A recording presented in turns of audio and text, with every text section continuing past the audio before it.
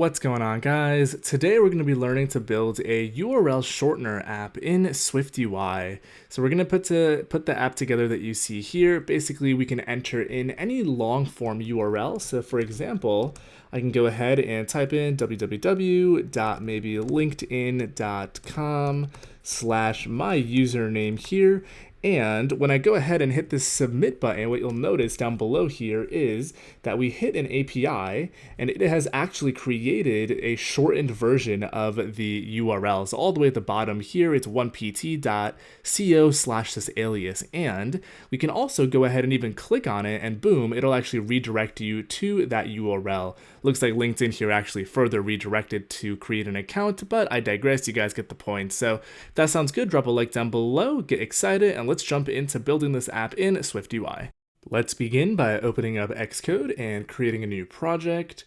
We're going to stick with the app template under iOS, and let's go ahead and call this project URL Shortener. Make sure both your interface and lifecycle here are set to SwiftUI and language is Swift. Go ahead and continue, save the project wherever you'd like. I'll toss it onto my desktop here. And first things first, we're going to close this right panel, expand our Xcode window, and let me also change the preview device here to a 12 Pro Max. And I'll also collapse this preview panel just a little bit so we have more room for our code, and I'll bump up the font size here. So basically what we want in our app, and I'm going to write it out in comments here, in terms of our UI is we want a header, and the header is going to have a field to actually go ahead and enter a URL that we're going to shorten. And we're also going to have a button, which is going to make the API call. Now underneath that, we're going to have a scrollable list of shortened URLs. So essentially, once we successfully shorten a URL, we are going to grab the response and we're going to toss it into some type of model, and we're going to show it in the UI. And that's basically it. So in terms of the UI, that's what we are going to want.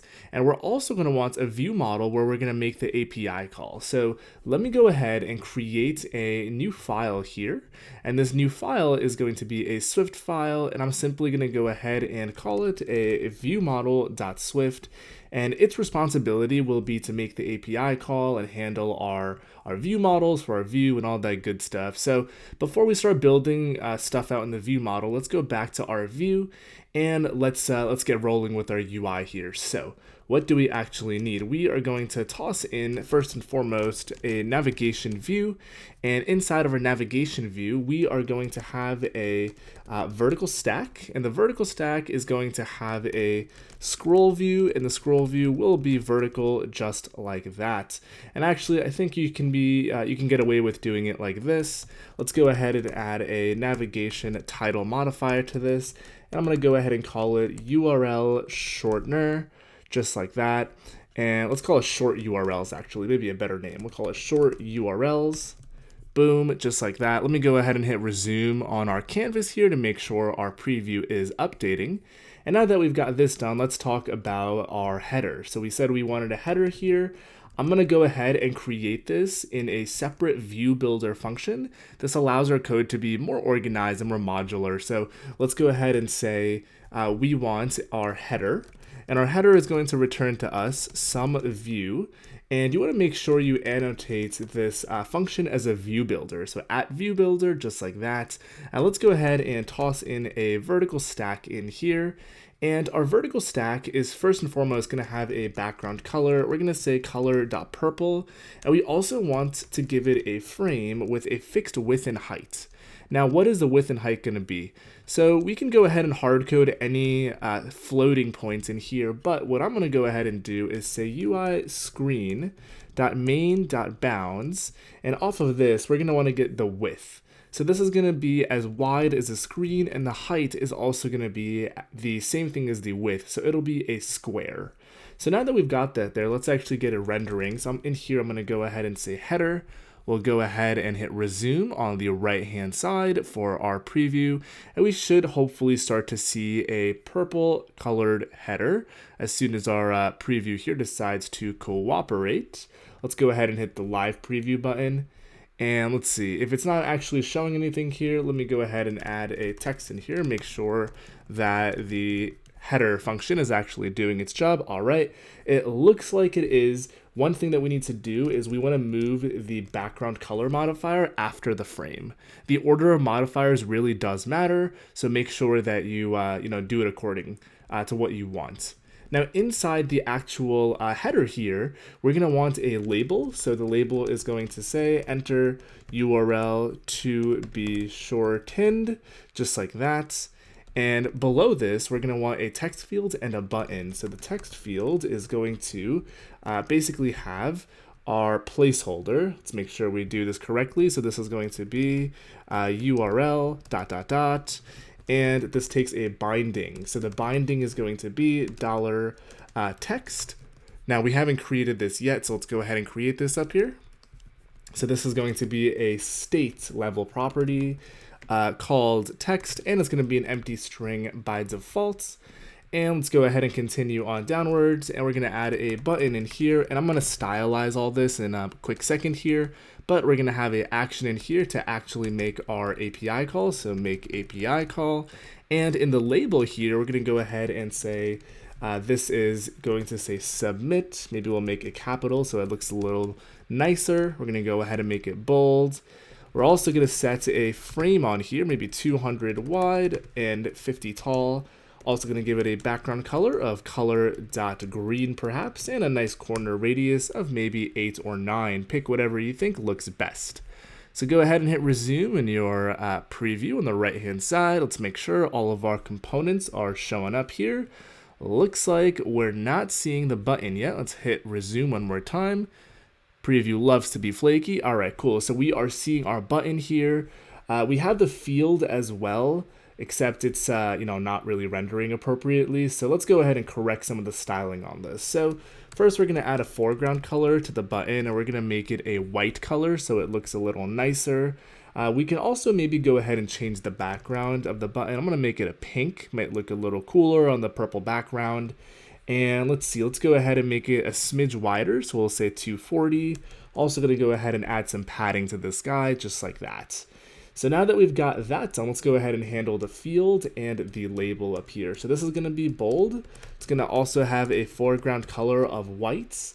And let's also go ahead and give it a different font because it's a little tiny right now. So we're going to go ahead and use a system font of size, perhaps 32, and we'll see if that's a little too big. So I think that looks all right. The white color isn't really looking too hot right now. So let me change the purple background to maybe a blue background, and we can always tweak this if we need to later on. So I think the white looks better on the blue. And let me go ahead and add some modifiers to our field here. So first and foremost, some padding. Then we're going to add a nice background color. We'll say color.white, and we're going to add a corner radius as well. So you'll see that everything is flush up against the edges of the actual container VStack. So we're going to add a little bit of padding to this guy as well, so it's not touching the edges. So let me also add some padding to our label here. So it gives it a little more room vertically, and we can drop the period. So this is looking pretty good. This text size is a little too large. I'm going to be a little nitpicky and reduce it, and I think we're in business. So the next thing that we want to do is once the user types in a URL in here, we want to hit submit and send this off to an API to be shortened. So a lot of the shortening APIs, like I mentioned, there's like Bitly and a bunch of other APIs out there where it'll basically take a URL, let's say something like iosacademy.io, and it'll turn it into something like, bit.ly/ something short, right? Something like iOS. So we're going to want to actually use this API that I've got opened up here. It is completely free. It's called the onepoint.co API, 1PT, where you're going to basically call the add URL endpoint, and as a query parameter, you're going to pass in the URL you want to shorten. And this here is a response we're going to get back. So I'm going to go ahead and copy some of this stuff into our code here. We'll also copy the response. So let me go ahead and add a comment block. We're going to want a model which matches this momentarily. All right, so let's go ahead and create a view model, and we should be in business. So the first thing we want to do is create a class called viewModel. It's going to be an observable object. Now on this actual view model, we're going to want a function to shorten a URL. So we might actually just call this submit. It's going to take in a URL string just like that, and there's not going to be any callback. Now, essentially in here, the first thing we want to do is verify we can create a URL from the string. So we're going to say guard that URL with a string, URL string, doesn't equal nil. Because if it equals nil, then it's not a valid input string and the user can just enter some nonsense into the text field. Now, once the user has actually submitted and we have a valid URL, we need to make the API call to this endpoint right here. And it's pretty simple actually. So all we're going to do here is create the API URL. So we're going to say the guard let API URL is going to be a URL with the string that I've copied right here, and we're just going to append onto this the URL string that we want to shorten. Now you might want to escape or URL encode this string so it has safe characters for the URL, for a browser URL, an HTTP URL. However, it does work if you just use the raw URL like we've done here. You can see we've included the colon and the slash inline, and it is not a problem. So once you've actually gone ahead and created this API URL, we're going to go ahead and create a session shared data task with this URL and a completion handler. So we want this guy right here. We're going to pass in the API URL, and this is going to give us some data back, a response, and some error if one occurs. The next thing we're going to do in here is we are going to validate that we did in fact get some data back. I'm going to validate that we have no error. And assuming that we have the data, we now need to convert data to JSON, basically, the JSON codable object.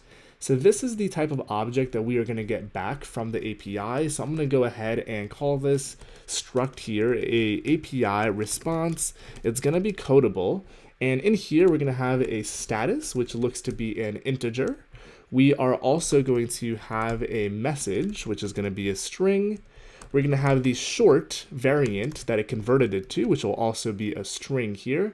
And finally, we're going to have a long, which is also a string. The premise of this short key that we get back is you can go ahead and go to 1pt.co/this short alias, and it's going to forward you to the long URL. So this is the response that we plan on getting. So let's go ahead and try decoding this stuff. So here we are going to say in a do block, we're going to say result is going to be try to use JSON decoder to decode our response from the data. And in this case, we're going to catch the error if one does occur. And now that we actually have this URL here, we're going to go ahead, or this response here, we're going to go ahead and get the long out of this, which will be result.long, and the short, which will be result.short. And essentially, we're going to have an array on this view model, which is going to populate the list under our blue header in our app of all the URLs we have shortened. So I'm going to go ahead and create a model here. We're just going to call it model. It's going to be hashable here. And this is going to have a long as well as a short, just like that. And we can go ahead and create an array on here, which is going to be a published array of models, and it's going to hold a collection of these model types. And the reason we mark it at published is every time we assign to this property, this array, it's going to update our user interface. So pretty important. So now that we've actually got the long and short here on the main thread, all we're going to do is we're going to say self dot models. We're going to append a new instance of our model, and long will be long, short will be short, and boom, we should be good to go. One thing or two things that we forgot to do is say here task.resume. We want to kick off our actual API call, otherwise you're going to see this warning here. And we're also in a class, so we want to retain weak memory, so we are going to say weak self here, and we're going to say self optional there. Otherwise, you're going to leak some memory, which is a no-no. So now that our view model is set up, we want to just hook it up to our UI and make sure this whole thing works. So let's go ahead and do that. So I am going to come back to our content view here. We're going to create a state object, which is going to be called viewModel of type viewModel with parentheses, our instance of it. And once our button is actually tapped here, we're going to go ahead and pass in the text. So we're going to say first guard let the text is not empty. So we're going to say guard let text isn't empty. And if it's not empty, we can go ahead and say viewModel.submit, and we're going to pass in that text. And after we've passed in the text, we're also going to reset the text that is in the text fields to an empty string. And this way, we should be good to go. Now, since we don't have the list hooked up quite yet underneath the header, I am going to go ahead and print out the response that we get from the actual API. So let's go ahead and do that here. I'm going to print out result, and I'm just going to interpolate the result here. Now, doing this in a preview or testing this in a preview sometimes is a bit of a pain. So what we are going to do is we are going to actually test it on the simulator. So go ahead and hit your run button, and hopefully your app compiles and there's no errors. And let's jump into our simulator here, and let's give this a run and make sure that we are indeed getting our response here in the console. And assuming this is good, we are going to work on actually showing the list below the header and opening up those URLs. All right, so looking pretty good. We've got a scroll view here, definitely scrolling.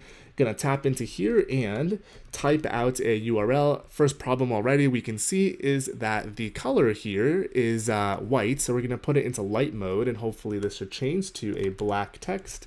We're gonna say https://www.apple.com, just like that, and we're gonna hit the submit button here, and let's see what happens. All right, so it's saying no value associated with coding key for the key of status because I spelt it incorrectly.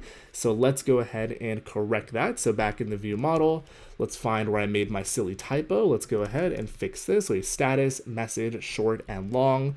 And we're going to try that one more time. All right. Second time's a charm, hopefully. Hopefully this doesn't turn into a third time. Let's go ahead and do https://www.apple.com, just like that. We're going to hit submit, and we should see some data back. All right, let's see what's going on. So we are not getting anything for short.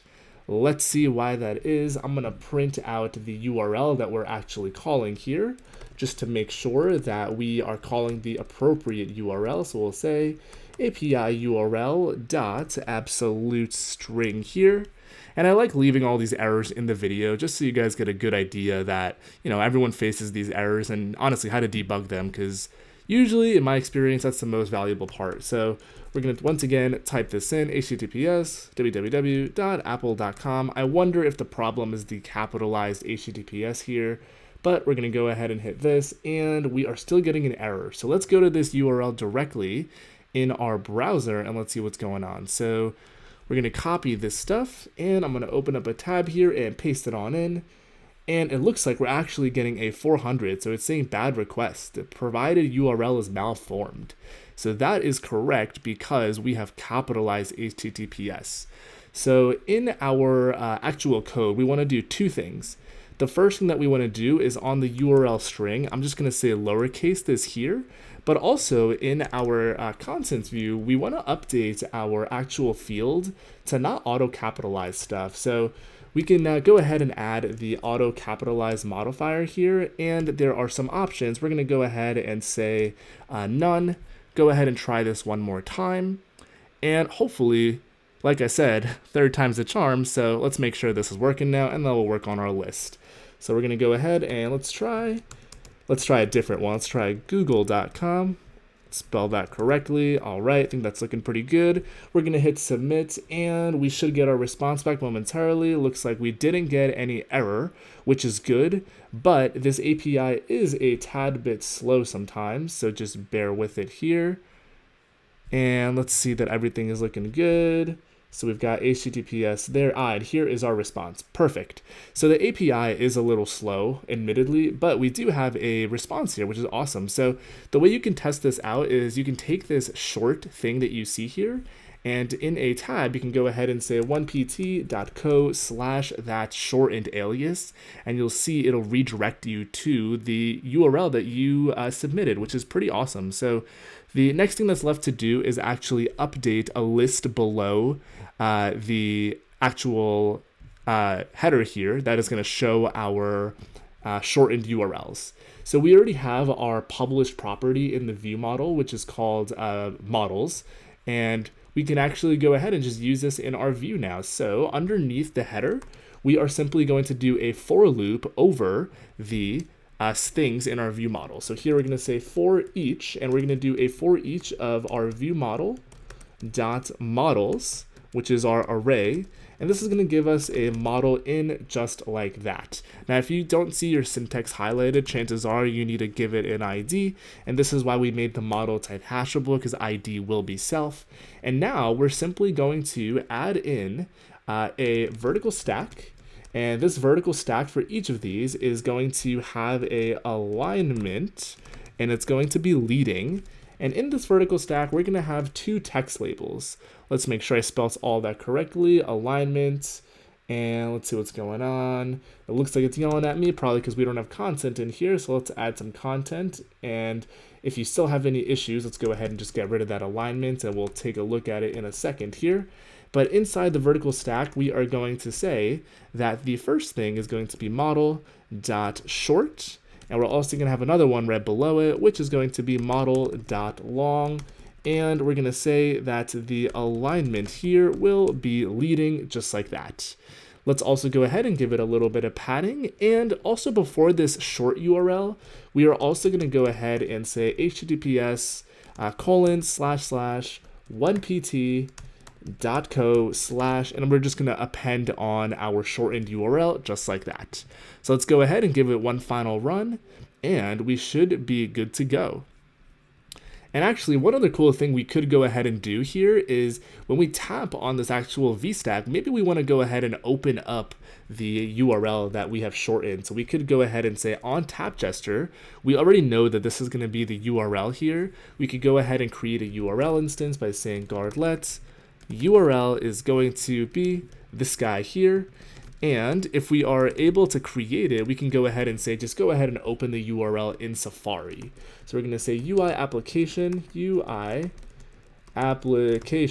dot shared, and we're going to say open a URL with the particular URL that we have created. So we're going to say open URL. Options here is simply going to be a empty dictionary, just like that. And completion here is going to be nil. So let's go ahead and give it a run, and everyone hold your breath and make sure all of this works correctly, and let's shorten some URLs. So the API is a little slow, but I think that's the price we can pay for it being free. We'll go ahead and say https://iosacademy.io. And we're going to go ahead and make sure it's spelled correctly. Looks like it is. Going to hit submit. Looks like it has submitted. And boom, down here we have gotten a shortened URL. So it's 1pt.co. And it looks like it's all center aligned right now, which is not the nicest. So in our vertical stack here, we can also go ahead and toss it into maybe a horizontal stack and add some padding. So we're going to say hstack, vstack, and a spacer on the right of the VStack, which is going to push everything to the left. But I digress. Let's go ahead and tap on this, and let's make sure it opens it up. So we tap on it, and it should bring us over to this spinner, and then forward to boom, iosacademy.io. Let's go ahead and try that one more time to make sure things are left aligned. Now we're not persisting the list here. That could be an extra step you can take if you want to take this project one step forward. But let's see if this actually works for sub paths in a URL. So what I mean by that is if I do iosacademy.io/plus, for example, let's make sure we spell that right, /plus, make sure the whole thing is spelled correctly, and hit submit. And let's see if we actually get that here. And boom, look at that. We actually do. So you can actually pass into this shortener the long form URL that's not just for the homepage. So here it brings us to iOS Academy Plus. If you haven't seen it already, I haven't shared too much about it yet, but check it out. That's my slight plug, super non-subtle there. And that's all I've got for you guys today. So pretty quick video. We built a URL shortener, in SwiftUI, super fast because of our awesome SwiftUI ability to write brief view code. Again, we've got our view model, which has our API call and our publishable property. And that's it. If you haven't dropped a like down below, don't forget to do so. It helps out tremendously with the YouTube algorithm. Subscribe for more iOS and Swift content. Leave a comment if you have any questions or errors. Thanks for watching, and I'll catch you guys in the next one.